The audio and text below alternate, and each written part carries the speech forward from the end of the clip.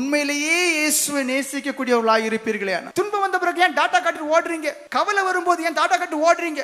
வேதனை வரும்போது ஏன் அவருக்கு முதுக காட்டிட்டு ஓடுறீங்கன்னு கேட்கிறேன். பேதுருவை பார்த்து கேட்கிற, நீ என்னை நேசிப்பாயான்னு. அதே தான் ஆண்டவரும் சொல்ற, நீ என்னை நேசிப்பாயான்னு. அவங்க ஒவ்வொருத்தங்களையும் பார்த்து கேட்கிற, நான் உன்னை உயிர் தந்திருக்கிறேன், சுகம் தந்திருக்கிறேன், ஆரோக்கியம் தந்திருக்கிறேன், நல்ல மலை பிள்ளைகளை தந்திருக்கிறேன், நல்ல ஒரு புருஷனை தந்திருக்கிறேன், நல்ல ஒரு குடும்ப வாழ்க்கை தந்திருக்கிறேன், நல்ல ஒரு தொழிலை தந்திருக்கிறேன், எல்லா விதத்திலும் உன்னை ஆசீர்வதித்திருக்கிறேனே, நீ என்னை நேசிக்கிறாயா என்று கேட்கிற. எத்தனை இருக்க வாயிலிருந்து நான் நேசிக்கிறேன்னு சொல்றீங்க? சொல்ல மாட்டீங்க. நேசிக்கிறேன் ரட்சிக்கப்படாத யாரு சொன்னா நீங்க பொய்யர்கள். பாவத்தை விடலையே.